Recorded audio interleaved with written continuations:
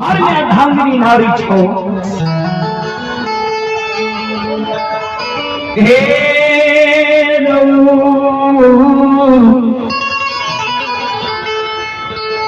बेटा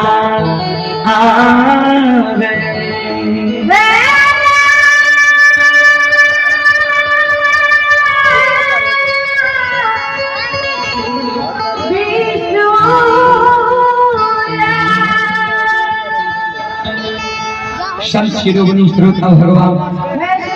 हे बाबा हे बाबू भैया सब विशु बाबा को समझावे नहीं जो बेटा हो बिहान बेटा तू 85 जंगल चल गई हो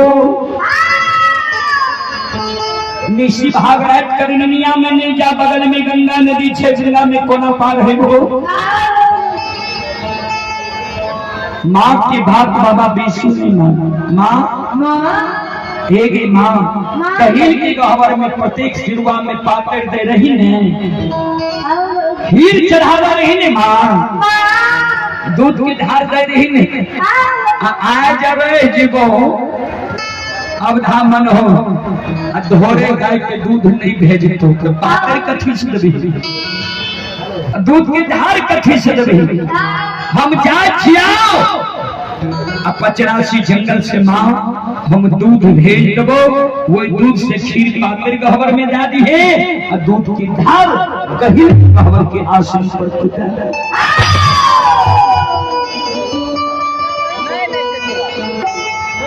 माँ समझावे बेटा नहीं जो माँ जब समझावे रे बेटा नहीं जो का भगवंती बड़ी बहिन बाबा विशु की जय एगो हाथ मां पकड़ने छे दोसर हाथ भगवती बड़ी बहन पकड़ने छे भैया नहीं जो सुगा 85 जंगल निसी भाग रहे तमें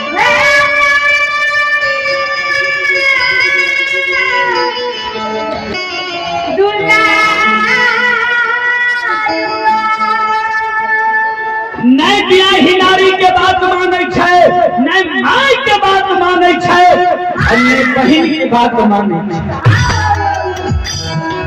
श्रोता बंधु हे बाबा हे बाबू भैया सब कभी स्पष्ट जाकर लिख दलखिनी है ये मत जानो डाक निर्बुद्धि आवहि काल विनाश ही बुद्धि जब काल मनुष्य पर छाता है पहले विवेक मर जाता है बाबा विशु के विवेक के काल ने माई के बात माने ने बहन की बात ना माने ने अर्धांगिनी रूपवती की बात माने माँ के करके माँ एक सीधा समर देने सीधा समर अगर अधा मनहोल के लिए दमे गाय के धोरे लिए दमे तो दे अन्यथे हम छेल दो माँ की सीधा समर बाबा विशु के गमछा में बांध बाबा विशु आम में जब चले रहे तो माँ कहिल के गहवर में प्रणाम क्या ले माँ के प्रणाम क्या ले तब आगे 85 आ बुद्धि विनाश भए गेलै ने माँ कहिल के गहवर में प्रणाम केलके अन्य माँ चंपावती के चरण में प्रणाम करे छे ना बहन बड़ी भगवंती के चरण में प्रणाम करे छे एक हाथ में लाठी गमछा में सीधा सबर पाछा में ला दे छे आ बाबा विशु आंगन से